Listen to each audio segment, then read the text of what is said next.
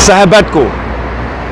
Begitu biasanya Nabi Muhammad SAW menyapa kawan-kawannya, sahibi ashabi, sahabatku. Maka saya suka menyapa antum dengan sapaan itu, sahabatku. Nah, dimanapun antum berada, saat ini saya berada di depan pemakaman Mu'alla, Jannatul Mu'alla, sampai disebut Jannah. Makam ini disebut Jannah, surga. Kenapa? Karena dimakamkan aulia usholihin, yang dimakamkan sahabat Nabi Muhammad SAW, yang dimakamkan para ulama yang keilmuannya, kesolehannya diakui oleh jagat langit, ya, dan juga diakui oleh bumi. Bumi, langit semua mengakui kesolehannya siapapun yang dimakamkan dari ulama di makam tersebut.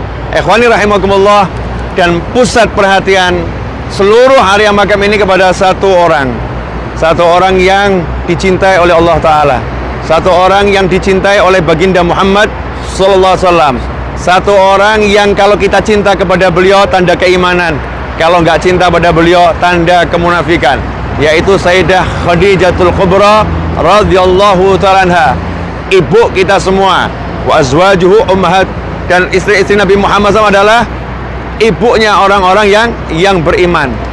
Ini ibu yang paling utama, ya, istri Rasul yang paling utama, Sayyidah Khadijah radhiyallahu ta'ala anha. Wanita, perempuan, istri, ya, dimanapun kamu berada, kalau mau masuk jannah tuh tiru Sayyidah Khadijatul Kubra radhiyallahu ta'ala anha. Begitu menikah dengan Nabi Muhammad SAW, nggak melihat dirinya, nggak melihat pangkatnya, nggak melihat hartanya, nggak melihat statusnya sebagai tokoh masyarakat, nggak melihat semua itu. Yang dilihat adalah suamiku Nabi Muhammad Sallallahu Alaihi Wasallam. Dirinya diserahkan ke Rasulullah, sami'na wa ta'na, hartanya diserahkan ke Rasulullah SAW, pangkatnya diserahkan ke Nabi Muhammad SAW. Cinta yang unlimited, cinta yang nggak ada tara, cinta yang nggak ada batas, cinta yang menghilangkan diri, cinta yang memusnahkan ego, cinta yang membuat dia tidak melihat dirinya. Yang dilihat adalah kekasihnya semata, yaitu baginda Muhammad Sallallahu Alaihi Wasallam. Banyak kisah tentang Sayyidah Khadijah radhiyallahu ta'ala anha, tapi kisah yang menyedihkan adalah ketika beliau rela menemani Nabi Muhammad SAW ketika Rasulullah diboikot selama 3 tahun oleh orang-orang kafir, diboikot, nggak boleh dapat makanan dari luar di satu lembah selama 3 tahun, sampai Sayyidah Khadijah makan rerumputan, makan dedaunan, sehingga dikatakan dalam hadis sampai-sampai mohon maaf, kotoran yang keluar dari para sahabat saat itu adalah sama dengan kotoran hewan, sama dengan kotoran kambing. Ikhwani rahimakumullah. Dan setelah 3 tahun selesai pemboikotan, 3 bulan kemudian wafatlah Sayyidah Khadijah radhiyallahu ta'ala anha. Maka layak, maka pantas jika Allah pun mengatakan, sampaikan salamku kepada Khadijah radhiyallahu ta'ala anha. Ikhwani rahimakumullah, kalau Anda memang menjadi seorang istri, tiru Khadijah. Kalau Anda menjadi seorang mukminah, tiru Khadijah. Kalau Anda menjadi seorang muslim, tiru Sayyidah Khadijah radhiyallahu ta'ala anha. Bahkan kalau dahulu sebelum datangnya wahyu pada Nabi Muhammad SAW, Sayyidah Khadijah itu mempersiapkan bekal untuk suaminya. Suaminya mau berangkat ke Gua Hira, gua kesenangan Nabi Muhammad SAW, gua yang menjadi tempat yang menghibur Nabi Muhammad SAW.